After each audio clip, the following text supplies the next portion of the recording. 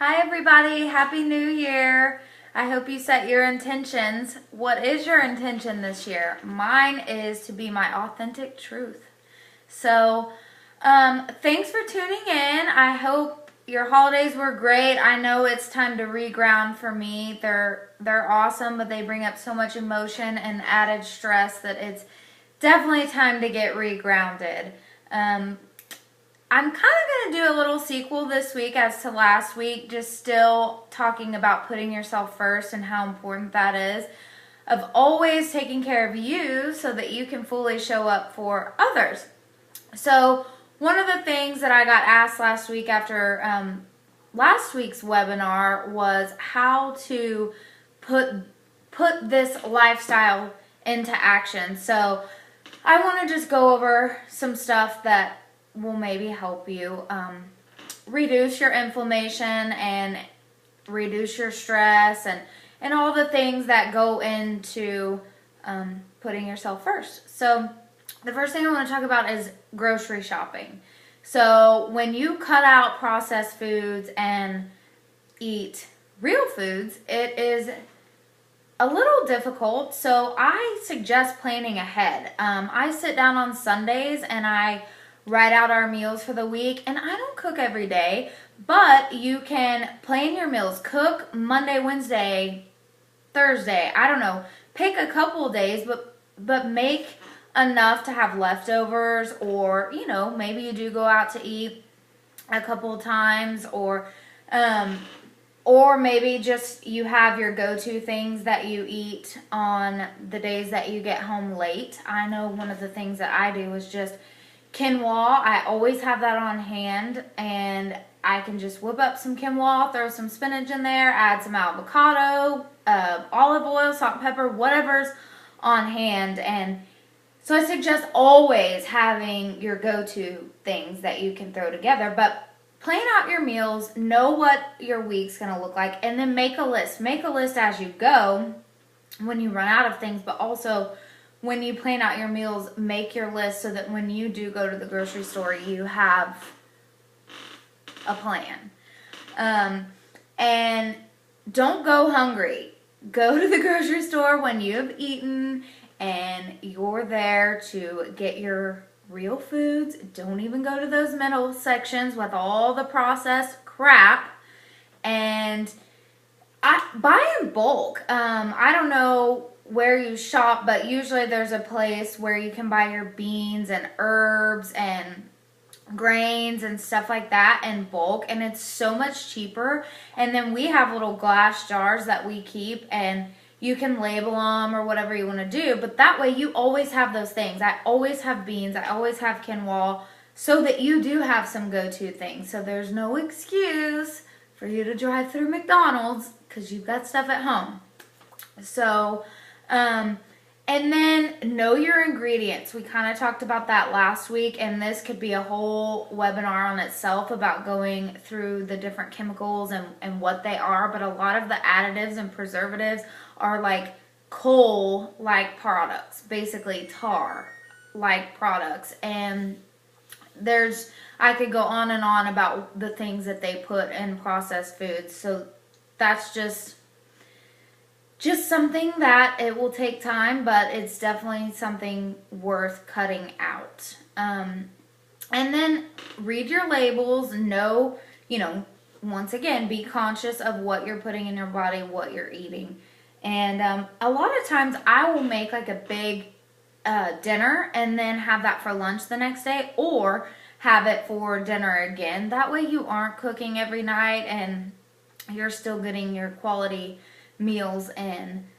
And then cook together. Make it fun with your husband or your kids. Even if you have a toddler, they can go pick the basil, or they can help pull stuff apart, or whatever. But if you just make it more fun instead of a job to cook for the family, make it an interaction. Make it something that you guys can do together. And that being said, something that's really fun that I love and I think that you should get to know is the farmer's market. Farmers market can be so much fun. You can do it on the weekends. Most farmers markets are open from like May till October, but I know our local farmers market is open year round. So you check that out. You can Google that. But going to the farmers market is so much fun because you can get real fresh food, but you do have to be careful because just because it's farmers market doesn't mean there are some vendors that have not so good things. But as far as your vegetables, picking out the fresh, bright vegetables, not the ones that are wilted. And if you go early, you can usually get a better choice before everything's picked over. And when you become regular, you'll get to know different farmers that you like, and that can be where you go first. But take your reusable bags and maybe even take like a basket for your berries, stuff like that. And then I always buy my melons last because they're heavy. But another thing I suggest is when you get there, make a round and check out the whole place and see who has the best tomatoes, who has the best apples, strawberries, whatever, and then decide what you want to get. And I suggest for grocery stores to always have a list and a plan, but farmers market, not so much. I mean, get what's good. Get what looks fresh and good, and then make it fun. Usually with farmers market vegetables, you don't have to have a lot of ingredients or make a big elaborate meal because they're so fresh and so juicy and so tasty that just take them home and prepare them, saute them with olive oil and salt and pepper or whatever. But I mean, you can get your stuff for your list, but also just get the stuff that looks good and try new stuff. Try stuff that you've never seen before. A lot of times some of the vendors there will have different recipes for some of the stuff that's fresh, and the good thing about shopping at farmers market is you eat with the seasons, and we're made to eat with the seasons, and we really should. In the winter months, we should eat more squash and good, hearty, thick vegetables, cooked vegetables.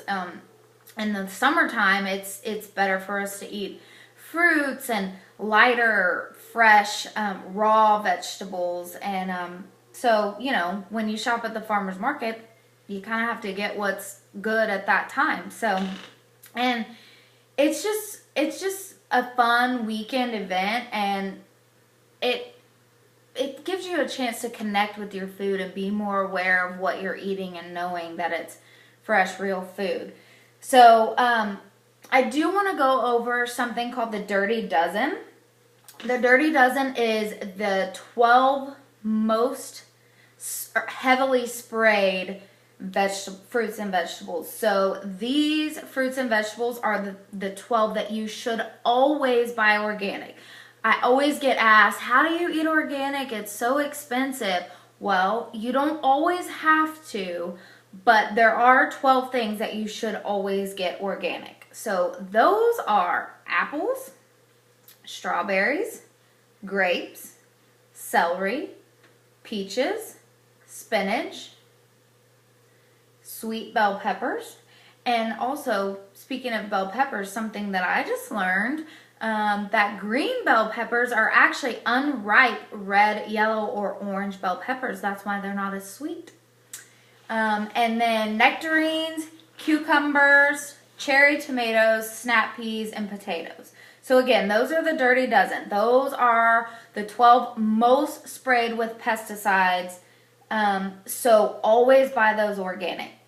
Now there's the Clean 15 that you don't have to buy organic. Still get a brush and brush them and wash them really good before you eat them, or peel them, because they probably do have some remnants of pesticides, but they're not heavily sprayed like the Dirty Dozen. So the Clean 15 are avocados, sweet corn, pineapples, cabbage, sweet peas, onions, asparagus, mangoes, papayas, kiwi, eggplant, grapefruit, and cantaloupe. So for those 15, don't worry about buying organic.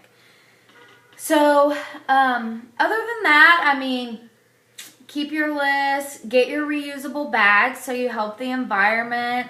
But these are just a few tips of the many to help you with making these changes of eating real whole foods so that you can cut out inflammation and you can be conscious of what you're eating, because processed foods are out. We're done with those. No more processed foods, no more fast food. Are you kidding me? No. So these are just some tips to make it a little bit easier to make these changes. And like I said, this is a marathon. This isn't a sprint. So when you're making a lifestyle change, it's not going to happen overnight. So take little steps. Maybe if you do eat fast food every day, cut it out 3 times a week. I mean, I'm not expecting you to just make a complete 180-degree turn, but be conscious, be aware, and slowly start to make these changes. So Happy New Year. If you are in the Metroplex of DFW, I am doing a talk at Shambhala Wellness Center on Tuesday night at 7 o'clock. We're going to be talking about conscious eating. So some of the things that I've gone over here, but much deeper. So if you're here, come to that. Go subscribe to my website, that's my email. If you have questions, email me at lauren@adailydoseofpositive.com or sign up for my website at adailydoseofpositive.com.